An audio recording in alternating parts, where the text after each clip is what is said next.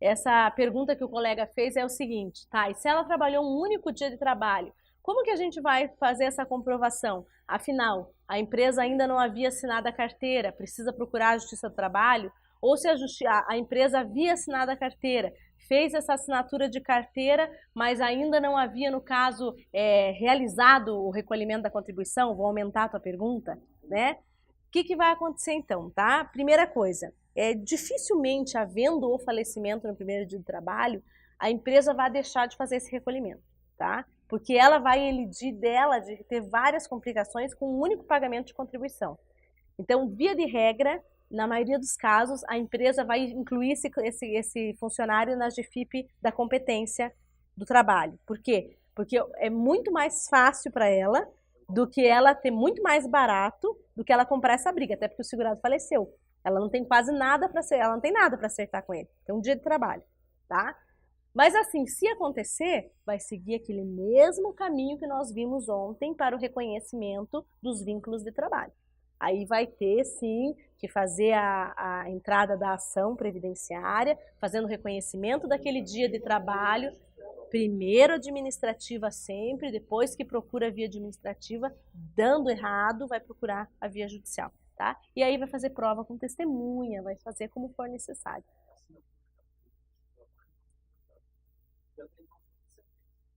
Não, a assinatura de carteira junto à Justiça do Trabalho tem o mesmo valor para a Justiça Previdenciária que a sentença trabalhista. Início de prova material, não é prova plena, tá? Aí vai discutir se é prova plena, início de prova.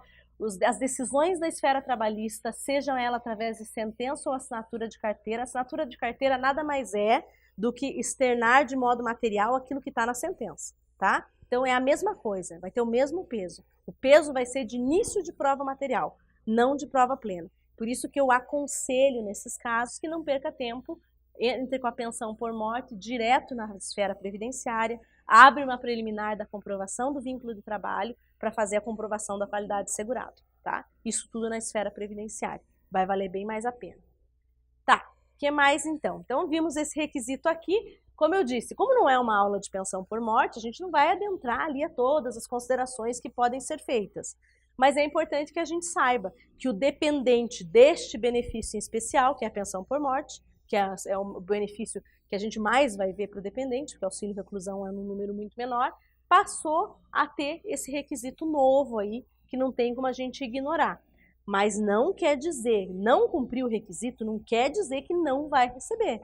Só quer dizer que vai receber apenas 4 meses, tá? A perda da qualidade do dependente. Então, antes da gente ficar estudando os casos concretos, assim, de entrar aqui em outros casos que eu vou trazer para vocês, é importante a gente avaliar, então, eu vi como é que a pessoa passa a ter o direito. Eu vi como é que ela faz parte da lei, o artigo 16 traz esse rol, diz quem são os dependentes e numera eles em classe. Então, eu já sei como que essas pessoas passam a ter direito. Elas passam a ter direito desde que, havendo o fato gerador morte ou o fato gerador reclusão, elas estejam ali listadas com a relação com aquele segurado. Como então que eu perco a qualidade de dependente? Esse benefício é para sempre? Ele é para sempre em todos os casos? Aí a gente vai ver que não. Por exemplo, como que perde a qualidade o cônjuge? O cônjuge vai perder pela separação judicial ou divórcio. Nesse caso, nós estamos falando do auxílio reclusão, né? Não tem como se separar de alguém que já faleceu. Então, no caso do auxílio reclusão, o cônjuge vai perder o direito pela separação judicial ou divórcio, enquanto não lhe for assegurada a prestação de alimentos, pela anulação do casamento, pelo óbito ou por sentença judicial transitada em julgado.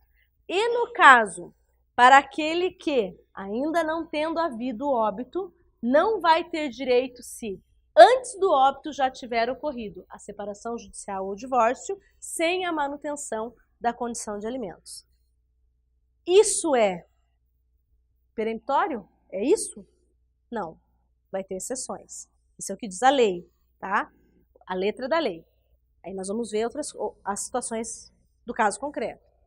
A perda ainda da qualidade para a companheira ou companheiro, do mesmo modo, pela cessação da união estável com o segurado ou segurada, enquanto não lhe for garantida a prestação de alimentos.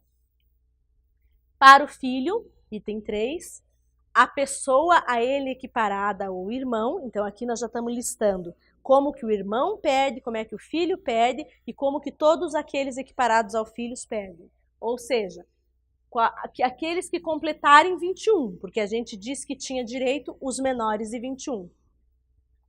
Exceto se tiverem deficiência intelectual ou mental que os tornem absoluta ou relativamente incapazes. Então, peraí, os menores de 21 têm direito, mas independente de completar os 21, exceto se eles continuarem com aquela deficiência.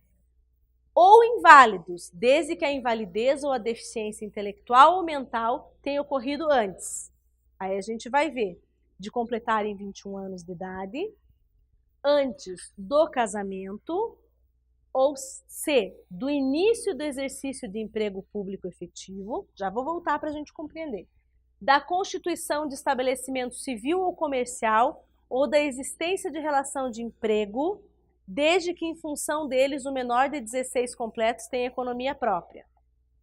Ou da cessação de emancipação pelos pais ou de um deles na falta de outro, mediante instrumento público, independentemente de homologação judicial. Aí já vejo ali os detalhes. Espera aí, vamos ler o caput para entender de volta do que nós estamos falando. A perda da qualidade de segurado decorre, e aí a gente vê para o cônjuge, para a companheira, para o filho e as pessoas a ele equiparadas, ao completarem 21 anos de idade, certo? A gente já sabia, até porque todas as vezes que a gente falou que era devido para o menor de 21. Do casamento, peraí, quer dizer que se eu tenho 18 e eu caso, eu perco o direito à pensão? Sim. Por quê? O que o casamento pressupõe?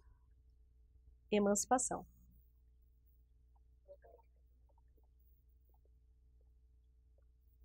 Não é emprego, mas pressupõe que você não é dependente. O que ele vai bater? Na dependência econômica. Entendeu? Segundo, do início do exercício de emprego público efetivo. Passou num concurso público, perdeu o direito ao pensionamento. Até porque a ideia é que o Estado, quando a gente for tentar entender alguma vedação legal previdenciária, sai do sentido individual eu e pensa assim, o Estado coletividade está pagando algo para alguém. Pensa assim, no caso aqui um pensionamento. Não estamos falando do segurado, não foi o segurado que verteu contribuições e está recebendo algo para ele. Nós estamos protegendo o dependente do segurado. Ele passou no emprego público, ele já vai ter um trabalho público, pago também pela coletividade. Ele vai continuar mantendo essa pensão? Não. Tá? C. Constituição de estabelecimento civil ou comercial. Abriu lá um MEI, é tão comum o MEI hoje em dia, né? Aí o jovem lá cria um MEI para ele, de microempreendedor individual, perde a pensão. Daí não entende por quê. Às vezes até manicure, né? As meninas bem novinhas vão trabalhar em salão, querem abrir um MEI para poder ter aquele cartãozinho de débito, que hoje você precisa abrir o MEI para tirar aquela maquininha. Aí tira o MEI como manicure, perde o pensionamento, tá? Da concessão de emancipação pelos pais. Claro, nós estamos falando aqui, né, de falecimento de um deles na falta do outro. Ou seja, ficou emancipado, perdeu também. Para os dependentes em geral, tá? Pela cessação da invalidez, ou seja, aquele que era inválido ou tinha uma deficiência, deixando de ter a deficiência ou deixando de ter invalidez, cessa o benefício. E pelo falecimento, esse é óbvio, né? Falecendo um dos dependentes, vai acabar o direito. Aí nós vamos para algumas problemáticas, em virtude de tudo isso que a gente viu ali. A primeira problemática. Caso o dependente de classe preferencial, após fruir do benefício, venha a falecer, o direito passa ao dependente da classe subsequente? Isso a gente viu no comecinho da aula de hoje, né? Eu dei até um exemplo ali de quando falece a mãe e fica, por exemplo, um irmão inválido ou os pais. Então é exatamente isso. Olha, se o dependente existia na data do óbito, ele mesmo que ele não exerça o direito dele. Ali nós estamos falando assim, após fruir do benefício. Mesmo que ele não tivesse fruído do benefício, tá? Mesmo que, ainda assim, não teria direito. Porque eu sempre vou fazer a análise do tempo na época do fato gerador. Então, quem era dependente à época do fato gerador?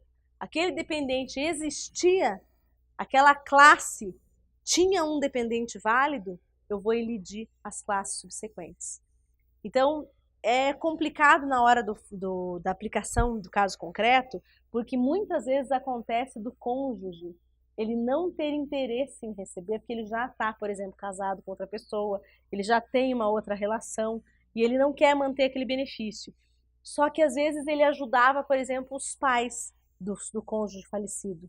E aí na hora que ele deixa de receber a pensão, ele deixa de ajudar aqueles pais. Aqueles pais, mas veja, aquele pai e aquela mãe recebiam aquele auxílio, se o filho tivesse vivo estaria auxiliando. Não importa. Por quê? Porque na data do fato gerador, tinha alguém que estava na classe preferencial antes daquele pai e daquela mãe. E aí não vai mesmo receber.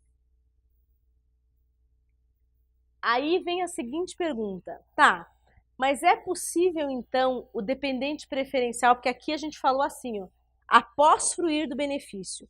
Antes dele fruir desse benefício, é possível ele renunciar seu direito para um dependente de outra classe? É possível que ele faça isso por instrumento público? É possível que ele já antes faça essa renúncia judicialmente? Ele pode renunciar? Não, ele não pode. Mesmo que seja um cônjuge, ele quer renunciar por um irmão inválido do segurado, que aquele irmão tem um problema de saúde gravíssimo, ele pode fazer essa renúncia? Não pode, tá? Por que não pode? É questão de direito personalíssimo. É assim que entende a nossa legislação.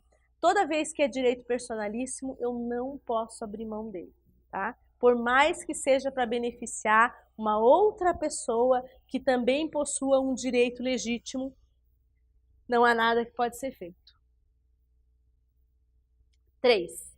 O dependente de segunda ou terceira classe deve declarar a inexistência de dependentes da primeira classe como requisito para a obtenção do benefício, tá? Então a gente viu lá, tem a classe 1, a classe 2, a classe 3.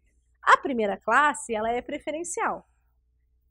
Para que eu possa receber em segunda ou terceira classe, eu não posso que exista a classe preferencial. Então, para os pais receberem, para o irmão receber, a classe preferencial tem que não possuir nenhum dependente válido.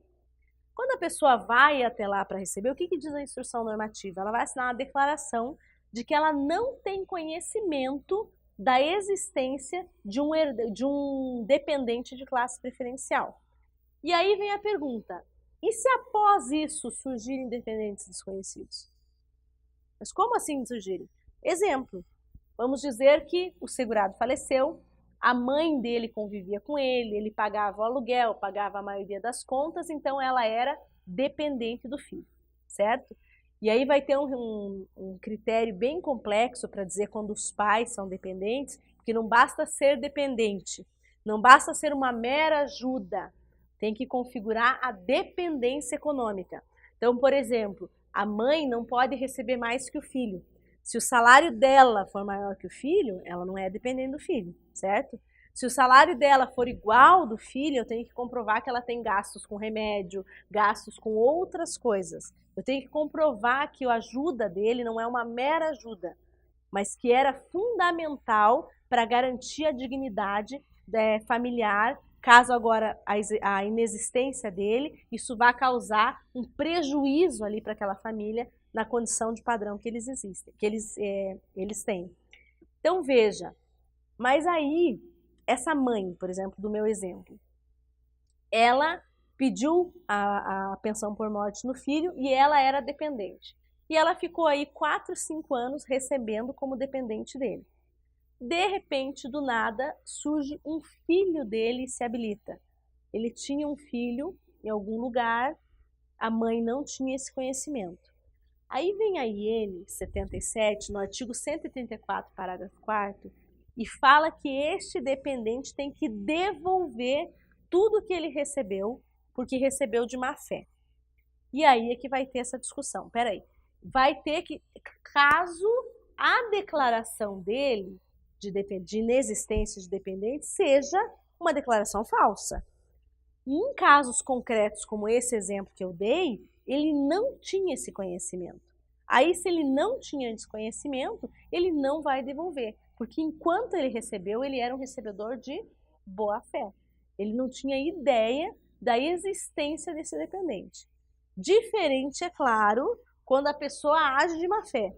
Ela sabe que existe o dependente, né? E aí a gente vai ver muito isso acontecer com ex-cônjuge, né? Aí vai lá, duas se habilitam para receber e sabem da existência de uma terceira. Ou às vezes a cônjuge atual sabe que ele prestava alimentos para ex-cônjuge, tinha uma ação judicial, e aí vai ter toda essa discussão. O que tem ocorrido na jurisprudência? O INSS não tem cobrado. Porque quando se trata da ex-cônjuge, elas estão ambas na classe preferencial. Então, como elas estão na classe preferencial, elas não teriam que declarar a inexistência da classe anterior, porque não tem classe anterior a elas. A classe delas é a classe preferencial. Então, o INSS não tem feito a cobrança, mesmo que uma conheça a existência da outra, peça o benefício e receba sozinha por alguns anos. 4. Havendo mais de um dependente na mesma classe, não haverá preferência.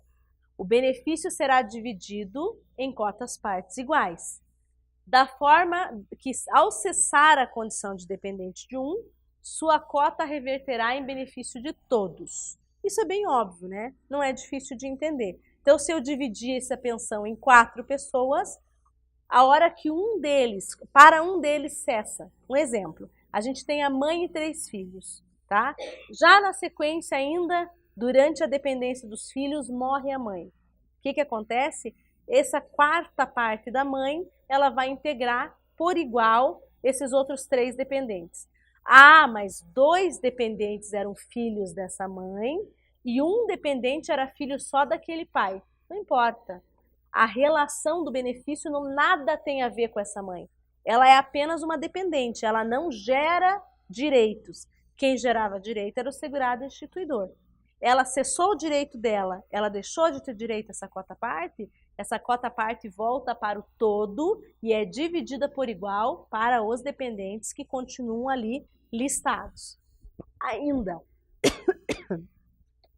a gente tem só a mãe, por exemplo.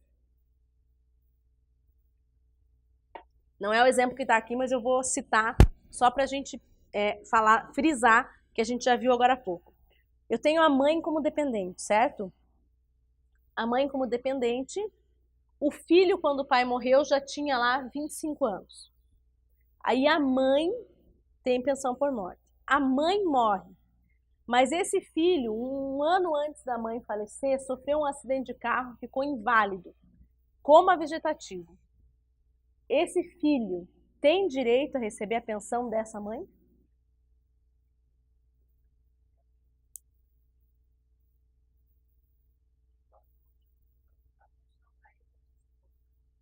Ele já tinha 25 anos, ele já perdeu o direito, 25, tá? Ele tem direito, mas era a mãe que cuidava dele e recebia pensão por morte do pai. Não tem direito, exatamente isso. Então, assim, ó, por quê? Por causa daquela linha que eu fiz para vocês. Embora a mãe cuidava dele, recebendo essa pensão, a pensão que ela recebe não cria direitos, porque ela não é assegurada instituidora do benefício. Ela, como beneficiária, ela não tem relação com a Previdência. Ela não aumenta nem diminui direitos nenhum. Ela não pode majorar nem diminuir um direito, porque aquele benefício não tem relação com ela. Ela é uma mera beneficiária. A relação daquele benefício era com o segurado instituidor. E na data do óbito, aquele filho não tinha problema nenhum de saúde, não tinha 21 anos, ele tinha 25. Ele não tinha relação mais nenhuma de dependência com aquele segurado, tá? Essa regra que nós vimos ali, desculpa, eu tinha que ler a parte de cima, né? Eu estava falando de concorrência de dependentes da mesma classe. Agora, presunção de dependência econômica da primeira classe. Então, essa regra de presunção, ela exige que para filhos inválidos ou deficientes, a condição tenha ocorrido antes do óbito do segurado, ainda que posterior aos 21 anos do filho. Então, veja, aí vem a pergunta, o que fazer quando o filho que já recebia pensão, de repente fica inválido, antes da cessação desta aos 21 anos? Então, veja o que aconteceu. Olha só a situação, tá?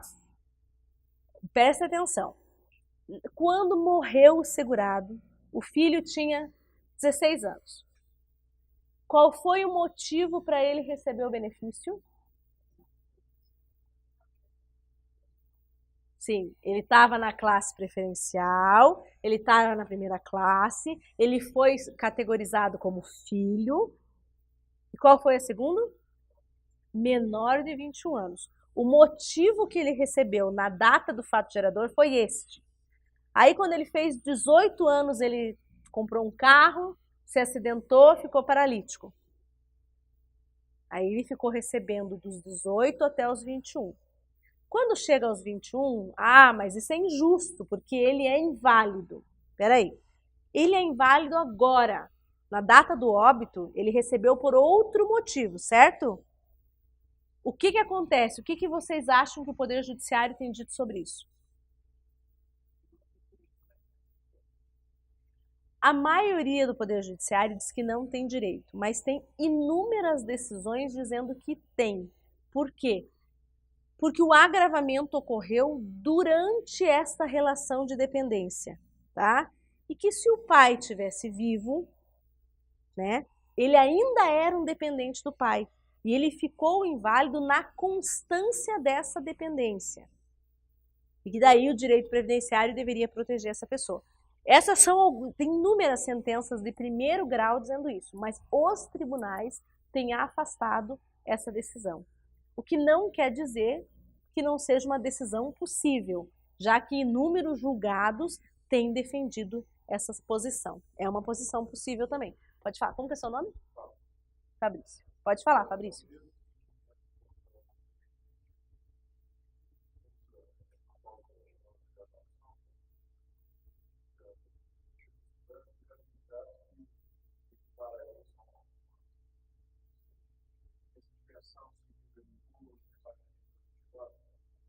A situação que o colega perguntou é a seguinte: esse é o mesmo entendimento para a não continuidade da pensão até os 24 anos?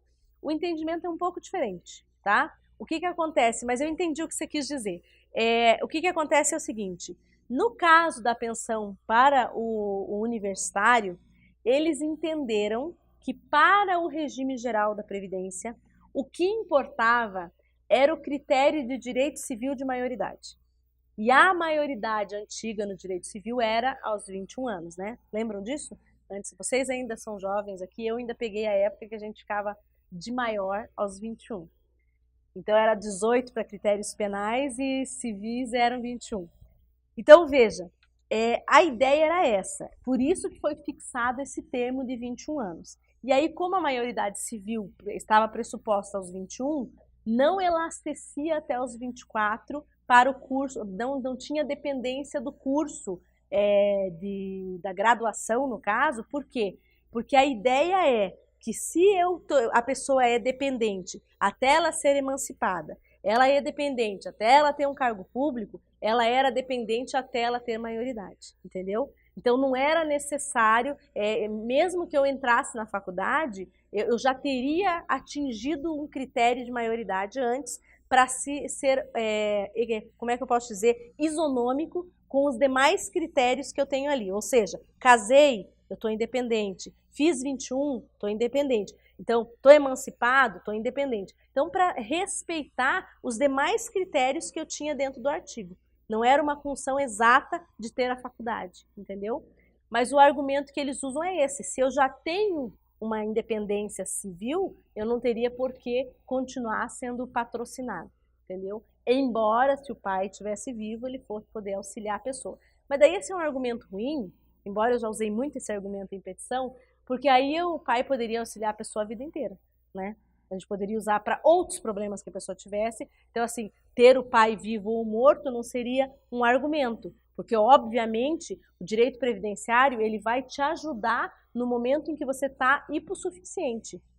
Porque com certeza, se for você ter um pai vivo de você ter um pai morto, a legislação não vai te resolver essa, como é que eu poderia dizer, essa pendência. Porque para tudo você vai ser diferente de uma pessoa que tem um pai vivo do que o pai vai te ajudar no casamento, vai te ajudar. Então assim, eu poderia usar esse argumento, ele seria um argumento para tudo. Daí eu podia dizer, o pai ajudaria a pagar meu casamento, o pai ajudaria a pagar minha faculdade, entendeu? Então esse é um argumento que para o judiciário é um argumento inválido.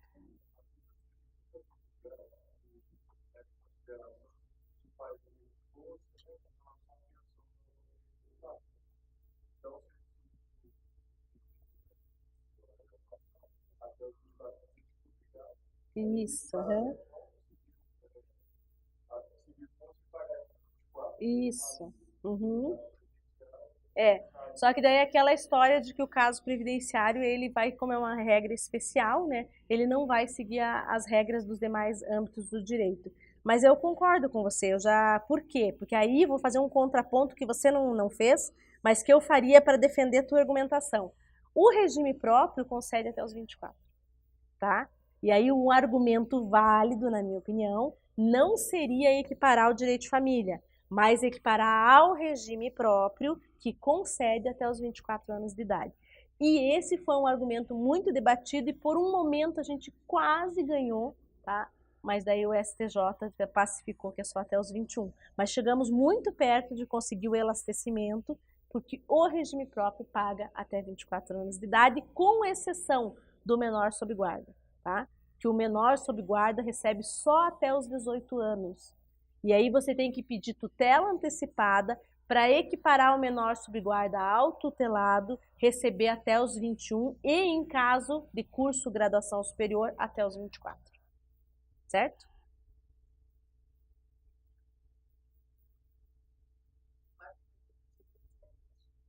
Oi?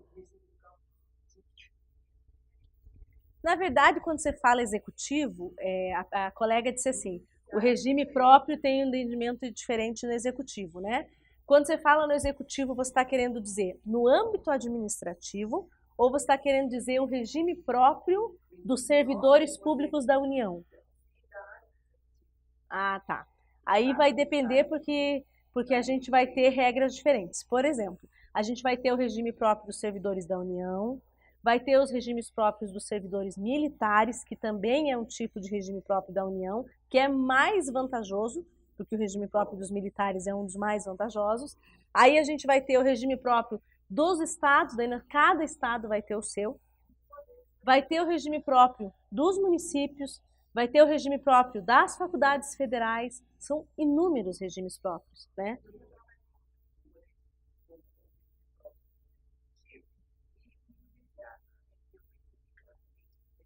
Uhum.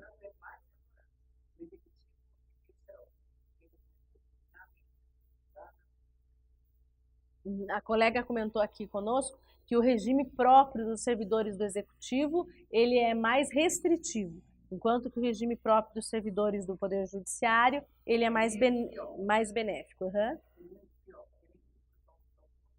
Entendi. Aí, pode falar.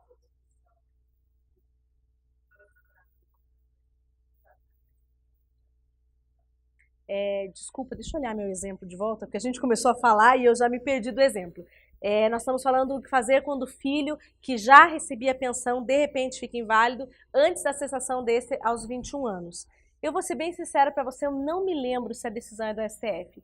Olha, até onde eu me lembro, e daí eu posso verificar para vocês, a decisão é do STJ, tá? Não me lembro de decisão do STF a respeito. Dessa questão aqui eu lembro de decisão do STJ. Porque não é uma questão muito constitucional, ela é uma questão de literal interpretação de texto de lei federal. Então, se eu não me engano, tá, essa decisão que eu estou falando para vocês é do STJ. Mas agora confesso que me deu uma certa dúvida, vou ter que consultar, tá? Mas daí é uma coisa que eu posso passar. Lá no e-mail que o colega vai me mandar, eu posso passar essa decisão para vocês. Colega. Como que é seu nome? Como? Gil? O Gil vai mandar um e-mail para mim, que ele vai me cobrar 3 coisas que eu prometi, tá? E daí eu mando essa decisão também. Porque eu não me recordo agora se ela é do STJ ou do STF. Mas a decisão que eu tenho é negando, tá? As decisões boas, nós temos diversas decisões, mas são decisões de primeiro grau. Tá? Decisões de primeira instância.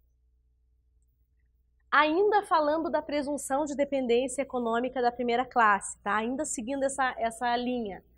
Essa regra comporta exceções. Então, assim, veja, via de regra, nós dissemos aqui, a primeira classe tem presunção de dependência econômica, certo?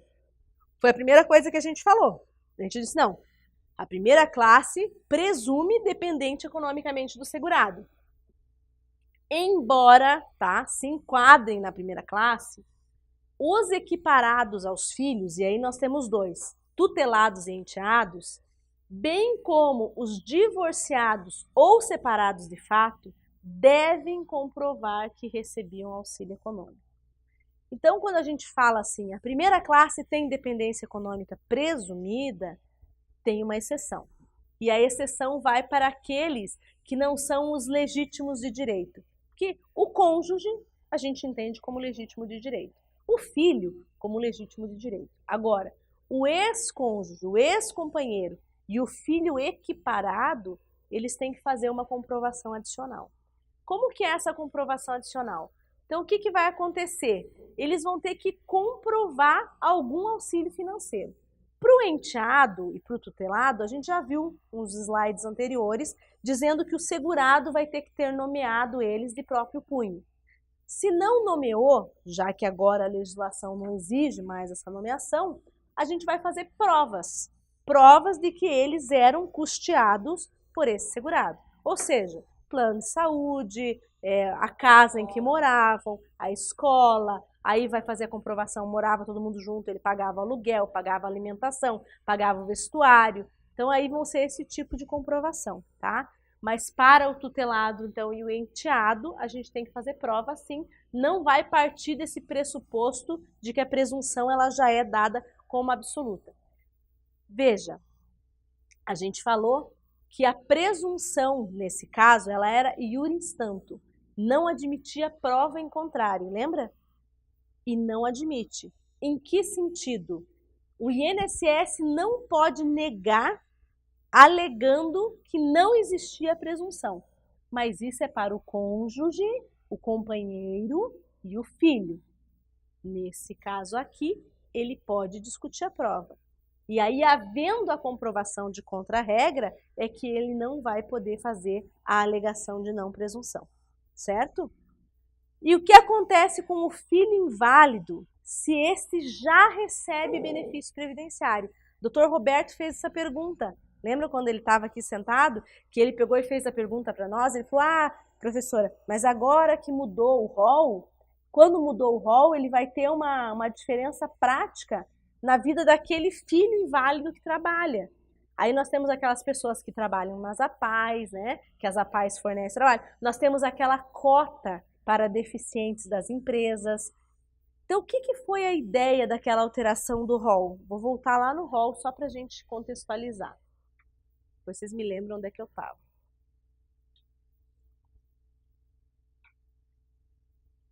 A legislação anterior, ela vinha e falava assim, o filho menor de 21 anos ou inválido ou que tenha deficiência intelectual ou mental que o torne absoluto ou relativamente incapaz.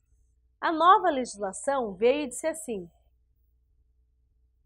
o filho inválido, ou que tenha grave deficiência intelectual ou mental ou deficiência grave. Quando ele incluiu aqui a deficiência grave, ele não disse mais que ele tinha que ser deficiente intelectual ou mental, certo? Então, ele pode ter uma deficiência grave e pode ter condições de trabalhar. Se ele tiver condições de trabalhar, ele não vai deixar de ser inválido, ele ainda vai ter uma invalidez, mas ele vai ter uma invalidez por deficiência grave, não por uma deficiência absoluta que o torne incapaz para qualquer atividade. O que esse rol modificou é que eu não falo mais de pessoas totalmente inválidas, ou seja, Eu não vou ter como deficiente só aquele inválido que não pode fazer nada. Eu posso ter também um filho com uma deficiência grave, mas que pode, e ainda não só pode, como deve, para melhorar as suas capacidades, tentar realizar alguma atividade, como é o caso das APAES. Muitas pessoas são colocadas para trabalhar justamente na intenção de melhorar o desempenho e o desenvolvimento dela. Não seria justo eu conceder a essas pessoas uma vaga de deficiente, ou seja, eu estou dando para ela um emprego com todas as condições reduzidas que ela tem, e junto com isso ela vai ter um salário reduzido também, né? Porque não vai ser um salário enorme. Essas pessoas nunca vão chegar, por exemplo, a um cargo de diretor de uma empresa. Elas vão ter vagas diminuídas, elas são contratadas porque a empresa é obrigada a compor um número de vagas para pessoas deficientes, elas vão ter um salário reduzido, mas a ideia é integrar essas pessoas na sociedade. Aí eu não posso prejudicar essa pessoa. Olha, a ideia é integrar você na sociedade, mas esse teu trabalho vai te impedir de receber a pensão do teu pai, que é muito maior do que esse teu salário que você recebe. A ideia da lei foi impedir que isso acontecesse, dizer, não, peraí, lá no meu rol eu posso ter pessoas com deficiência grave. Elas não precisam ser só inválidas, elas podem ter deficiência grave. Quando eu digo que elas têm deficiência grave, eu estou dizendo que ela obrigatoriamente tem que ser inválida? Lá no rol está dizendo assim, deficiência grave e inválida? Não, está dizendo ou inválida. Isso quer dizer que o INSS não pode obrigar que essa pessoa seja totalmente inválida. E por este motivo, tá? Opa! Ele pode receber um benefício previdenciário? Pode. Ele pode receber um salário dentro de uma cota de salário de deficiente, ou ele pode também receber, o que ele não pode receber? O LOAS. Se ele estiver recebendo LOAS, ele vai ter que optar pelo LOAS ou pela pensão. Mas se ele estiver trabalhando na cota de deficiente, ou se ele já for aposentado, caso de uma clientinha que nós tínhamos lá no escritório, tá? O pai faleceu com 70 e poucos anos, ela já estava com 50, mas ela já estava aposentada por invalidez. E o caso dela ainda é o caso anterior. Ela teve a sorte porque o óbito do pai aconteceu na legislação nova, tá? Foi agora, recente. Eu não lembro exatamente prazos, datas. Mas o que aconteceu com ela? Ela nem tinha um trabalho daquele de vaga de deficiente, mas ela trabalhava na APAE. E aí nós conseguimos configurar o seguinte, que embora ela ainda não tivesse enquadrada nessa legislação nova, ela já era uma funcionária com vaga de APAE. E que por esse motivo ela deveria ser enquadrada na legislação, porque o benefício que ela tinha era um benefício de incapacidade.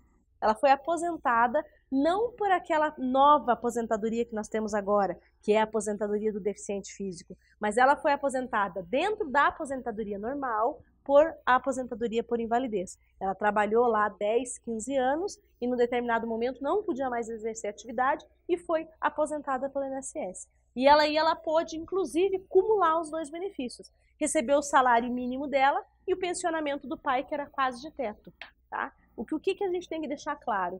Eu não posso usar uma legislação que vem para socializar esse deficiente, para trazer ele para dentro da sociedade, para retirar dele um direito. Ou seja, usar isso como um modo de excluir ele de dependência daquele benefício do pai, que certamente, do pai ou da mãe, que certamente é maior do que aquele benefício que ele recebe trabalhando como deficiente físico, tá? Dúvidas? Cristiano tá assim, franzindo a testa, como quem diz, o que ela tá falando? Tá tudo certo aí? Ai, sono? Não acredito! Eu venho de Curitiba para escutar que o aluno tá com sono de me ouvir?